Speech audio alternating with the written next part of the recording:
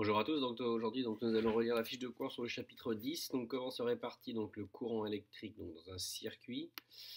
Donc, première chose, premier rappel sur le courant électrique, donc l'intensité du courant donc, se note I majuscule.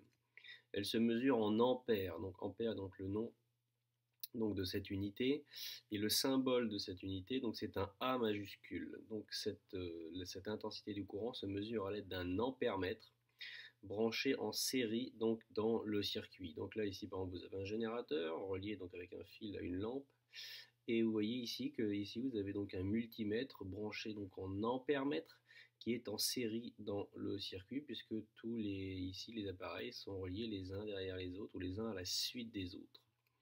Lorsque l'interrupteur est ouvert dans un circuit, donc l'intensité du courant est nulle et donc le courant ne circule pas. Donc dans ce cas-là, l'ampèremètre, s'il y en avait un, indiquerait 0.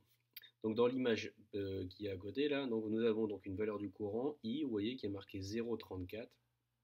Donc ça veut dire que le résultat doit être écrit comme I, l'intensité du courant, égale 0,34, donc c'est la valeur, et l'unité donc de cette grandeur, c'est des ampères. I égale 0,34 ampères.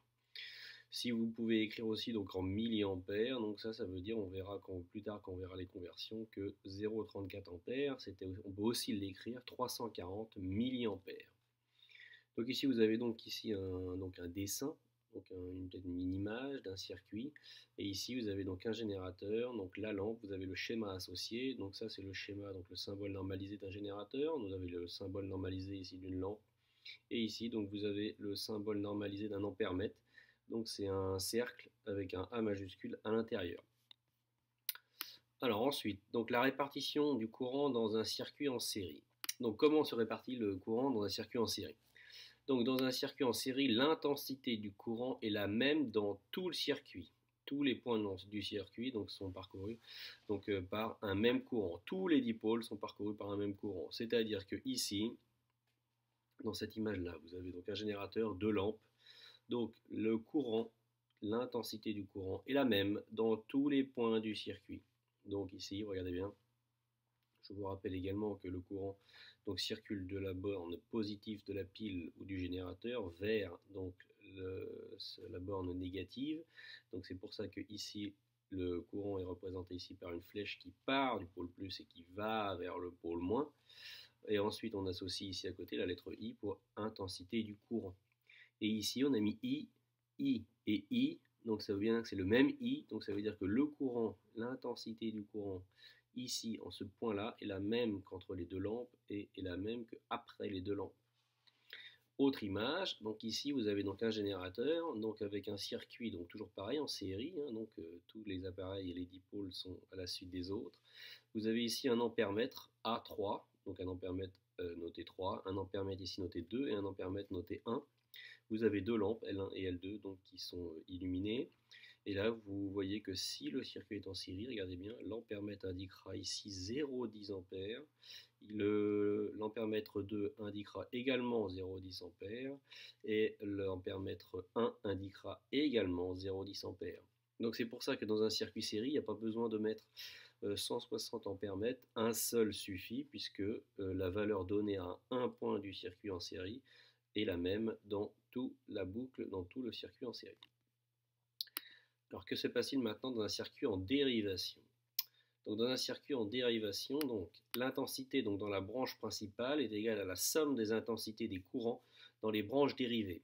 Donc c'est ce qu'on appelle la loi d'additivité des intensités dans un circuit en dérivation. Autrement dit, dans un circuit en dérivation, le courant fourni par le générateur se répartit dans les branches dérivées. Donc ici, si on prend les images, donc par exemple celle-là, donc on voit qu'on a donc un circuit ici qui est en dérivation. Pourquoi? Parce que vous avez un générateur ici donc qui est en dérivation avec la lampe L1 et qui est en dérivation avec la lampe L2. Donc la branche ici où il y a donc le générateur est ce qu'on appelle la branche principale. Toutes les autres branches donc ici sont ce qu'on appelle donc des branches dérivées. Donc là vous avez une première branche dérivée et là vous avez une deuxième branche dérivée. Donc une branche principale, là où il y a le générateur, et ici deux branches dérivées. Les nœuds, ce sont donc des points dans lesquels, donc ici, vous reliez plusieurs branches. Donc ici, vous avez ce nœud-là relie donc la branche principale et les deux branches dérivées. On a mis ici donc 1 ampère-mètre dans la branche principale, 1 ampère-mètre dans la première branche dérivée et 1 ampère-mètre dans la seconde branche dérivée. Et qu'est-ce qu'on observe? On observe que si l'intensité dans la branche principale, qui est notée ici IG, vaut 0,41 ampères, dans ce cas-là, l'ampère-mètre, dans cette branche dérivée-là, là où il y a la lampe L1, donc indique une valeur de 0,11 ampères.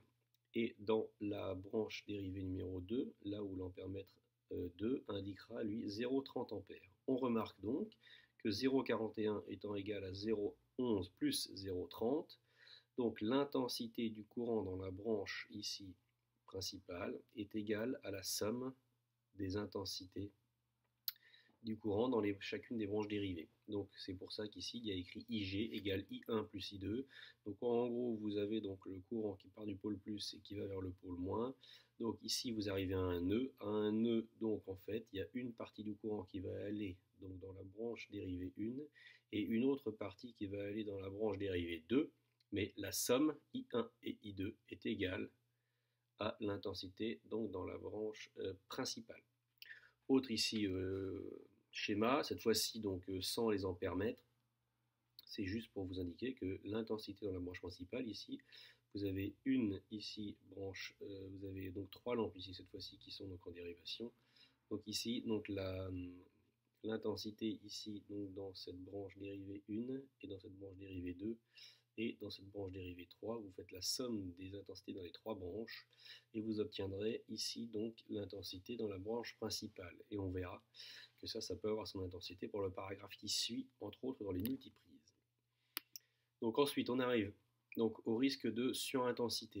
Donc plus le nombre de récepteurs branchés en dérivation augmente, plus l'intensité du courant dans la branche principale est élevée. Il y a alors un risque de surintensité, ce qui peut entraîner des échauffements de conducteurs et des incendies. C'est pour ça que dans les maisons, dans les voitures, il y a des fusibles ou des disjoncteurs qui permettent de couper le circuit.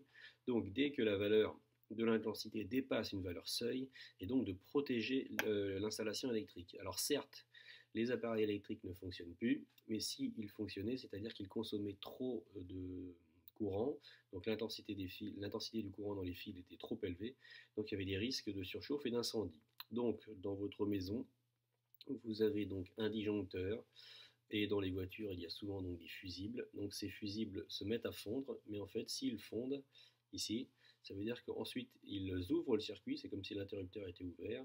Donc ça veut dire que le courant ne circule plus et ça protège tout ce qu'il y a après.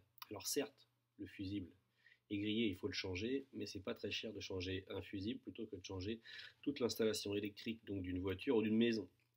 Donc ici, pour comprendre ce problème-là, je reviens à ce schéma-là. Ici, imaginez que donc, quand vous mettiez sur une multiprise donc, plusieurs appareils électriques qui consomment chacun donc, des intensités de courant différentes, une télé, je ne sais pas moi, un chauffage, une radio, un chargeur, et ben, l'intensité principale ici serait la somme de toutes les intensités donc, demandées par chacun des appareils.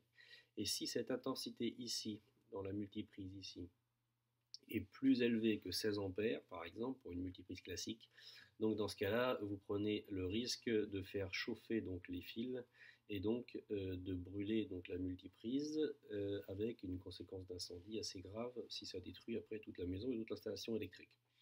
Donc c'est pour ça qu'il faut bien faire attention au risque de surintensité, ne pas surcharger donc une multiprise. Et donc pour protéger cela, je le rappelle, il y a donc dans les installations électriques, si normalement l'installation électrique de votre maison est bien faite, des disjoncteurs en nombre certain et ou des fusibles dans par exemple votre voiture. Enfin quelques bilans en images. Donc la loi des intensités, donc dans un circuit en série dans lequel ici vous avez un générateur et deux lampes. Je rappelle encore une fois, le courant électrique circule de la borne positive vers la borne négative, donc du courant du générateur ou de la pile. Donc ici, le courant est le même en tout point. Donc ici, I1, mesuré par 7 ampères-mètre, est égal à I2, mesuré par 1 ampère-mètre ici entre les deux lampes, ou mesuré par ici, donc 1 ampère-mètre, I3, donc il mesurerait une intensité I3, I1 égale I2 égale I3. Dans un circuit en dérivation, donc dans ce cas-là, ici, donc vous avez donc un générateur, donc avec deux lampes ici donc en dérivation. Donc ici, si vous mettez donc des ampères-mètres, vous allez obtenir ce qu'on appelle la loi d'additivité donc des intensités. Donc ici l'ampèremètre ici, donc, qui mesurerait donc l'intensité du courant noté IG, avec donc 2 ampèremètres ici dans chacune de ces branches, la branche verte et la branche bleue. Donc ici donc la branche verte, donc l'ampèremètre situé ici mesurerait donc l'intensité dans cette branche dérivée là. Et enfin, cet ampèremètre là mesurerait donc l'intensité du courant dans cette branche dérivée ici donc en bleu. Donc les ampèremètres indiqueraient que l'intensité ici dans la branche principale est la somme des intensités donc dans chacune des branches dérivées. Donc I1 plus I2 égale IG. Donc voilà, donc j'espère que cette relecture donc, de la fiche de cours vous aura été utile.